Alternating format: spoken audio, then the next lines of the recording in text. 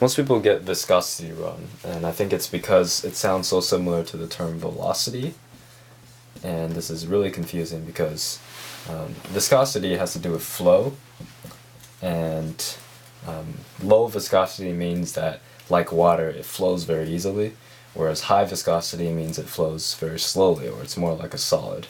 And the problem is that in terms of velocity, you think of that same flow with a low viscosity having a high velocity, because water rushing down a waterfall is going to go quickly, whereas something with a higher viscosity, like honey, falling down an incline, travels very slow, so we say it has less velocity. So these are almost inverse here.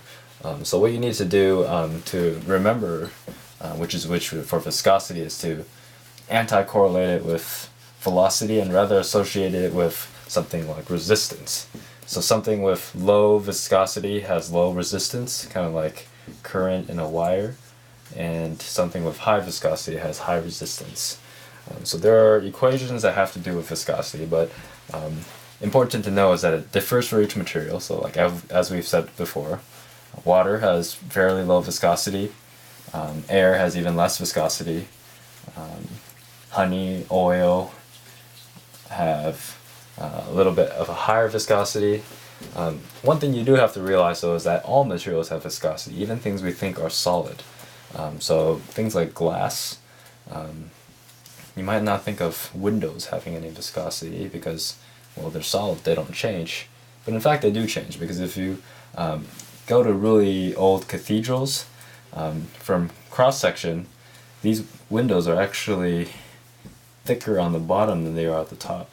And that's because over a very long time, on the time scale of centuries, glass with its very high viscosity still undergoes flow of its material, such that the top material starts to flow downwards and collect at the bottom of the glass.